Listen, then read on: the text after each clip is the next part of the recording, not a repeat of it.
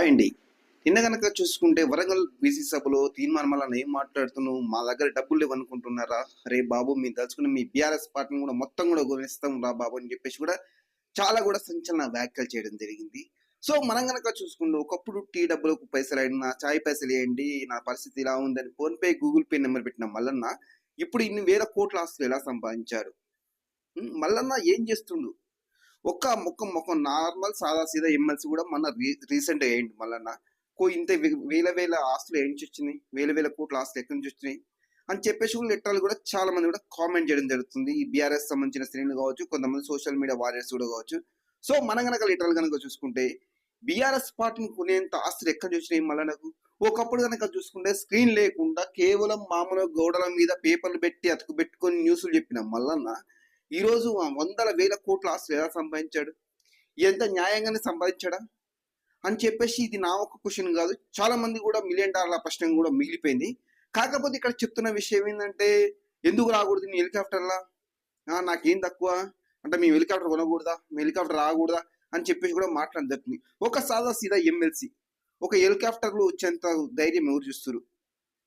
Lateral కనుక మాట్లాడుకుంటే మరి ఈ ఆస్తులు ఎలా సంపాదించాడు అని చెప్పేసి కూడా $1,000,000 ప్రశ్న కూడా మారిపోయింది లెటర్ కనుక చూసుకుంటే. సో వాట్ ఎవర్ రీజన్ నాకు తెలిసేంత వరకు అయితే మరి ఎమ్మెల్సీ ఉన్న మళ్ళీ నిజంగా తన యొక్క కార్యాచరణను పర్ఫెక్ట్ చేస్తుండా అనే అంశాలు కనుక మాట్లాడుకుంటే ఎక్కడ ఉన్నాడు ఎమ్మెల్సీ మళ్ళీ, ఎక్కడ ఉన్నాడు, ఏం చేస్తున్నాడు అని లిటరల్లీ మనం మాట్లాడుకోవచ్చు. మొన్న గనక చూసుకుంటే ఓయూ స్టూడెంట్ నిర్దాక్షిణంగా కొట్టి వాళ్ళని తీసుకుపోతుంది ఎక్కడ ఉన్నాడు ఈ తీర్మానం ఒకసారి కూడా ఖండించలేదే. ఉద్యోగాలు రాక ఇబ్బంది పడుతూ నిరుద్యోగులు గ్రూప్ 1 గ్రూప్ 2 విద్యార్థుల కోసం చాలా చాలా ఇబ్బంది పడుతుంటే ఎక్కడ నుండి తీర్మానం వలన ఒకసారి కూడా కనబడలేదే. ఇప్పుడు వచ్చేసి బీసీ గర్జన, బీసీలు అందరూ ఏకం కావాలంటున్నాడు. ఇదే బీసీలు అదే ఉస్మానియా క్యాంపస్ లేదా, మైపాల్ యాదవ్ లాంటి వాళ్ళు ఇంకా కొంతమంది నాయకులు కూడా అరెస్ట్ చేస్తుంటే ఎక్కడ పోయిన తీర్మానం ఏ ఒక్కరు కూడా వచ్చి ఖండించలేదే.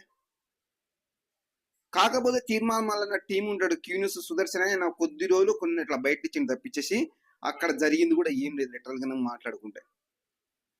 ఇవన్నీ అయిపోయినాయి, జరిగినాయి. ఇప్పుడు చూసుకుంటే కనుక ఏదో నేను కాంగ్రెస్ పార్టీని వ్యతిరేకిస్తున్నా, కాంగ్రెస్ పార్టీ ఉండి కాంగ్రెస్ సొంత పార్టీని వ్యతిరేకిస్తున్నా చెప్పుకోవడానికి తప్పించేసి ఇక్కడ 0.1% కూడా యూజ్ లేదు దీనివల్ల లెటర్ కనుక మనం మాట్లాడుకుంటే. సొంత పార్టీని వ్యతిరేకిస్తున్నాను, రేవంత్ రెడ్డిని వ్యతిరేకిస్తున్నా, బీసీల కోసం వ్యతిరేకిస్తున్నా అని చెప్పేసి అంటుండు. బీసీల కోసం వ్యతిరేకిస్తున్న బీసీలకు ఎక్కడ సంక్షేమాలు జరిగినాయి, ఎక్కడ జరిగింది? ఎన్నెన్నో ఇన్సిడెంట్స్ జరిగింది. ఇప్పుడు గురుకుల పాఠశాలలో విద్యార్థులు మృతి చెందారు, ఫుడ్ పాయిజన్ అయ్యి, దాని గురించి మాట్లాడిన దాఖలాలు ఎక్కడెక్కడో ఎన్నెన్నో ఇన్సిడెంట్స్ అండి, ఏ ఒక్క దాని నుంచి స్పందించిన దాఖలాలు.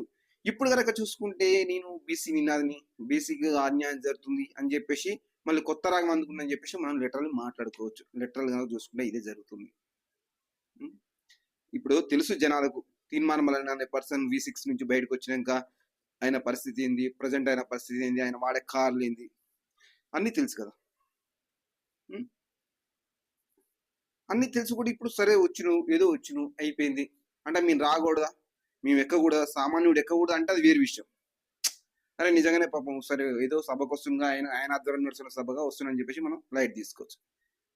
మేము తలుచుకుంటే నీ బీఆర్ఎస్ పార్టీని కనుక్కుంటాం, బీజేపీ పార్టీని కొంటాం అంటే నీ దగ్గర ఎన్ని వేల కోట్లు ఉన్నాయి, ఎక్కడ సంపాదించినవు, ఎవడిస్తుంది నీకు ఇన్ని వేల కోట్లు అని చెప్పేసి సందేహం వస్తుంది. ఇది నావకొనికి వచ్చిన సందేహం కాదు, యావత్ ప్రజానికాన్ని, యావత్ తెలంగాణ ప్రజానికాన్ని మొత్తం ఇది సందేశం. తీర్మానం ఇన్ని వేల కోట్లు ఎక్కడి నుంచి సంపాదించను?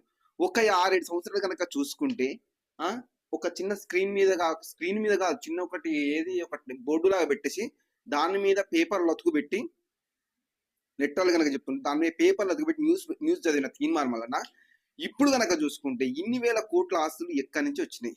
ఇవన్నీ ఇల్లీగల్గా వచ్చినాయా, లీగల్గా వచ్చినాయా? జనమే మనం అర్థం చేసుకోవాలి లెటర్లు కనుక మాట్లాడుకుంటే. ఆయన చెప్తున్న విషయం ఏంటంటే నేను క్యూ న్యూస్లో ఎంప్లాయీని, నాకు క్యూ న్యూస్ నుంచి వస్తాయి ₹1,00,000, సరే ఓకే ₹1,00,000 వస్తాయి అనుకున్నాను క్యూ న్యూస్ నుంచి, నెలకు ₹1,00,000 వస్తాయి అనుకున్నా. నువ్వు వాడే మెయింటెనెన్స్ ఏంది, నీ యొక్క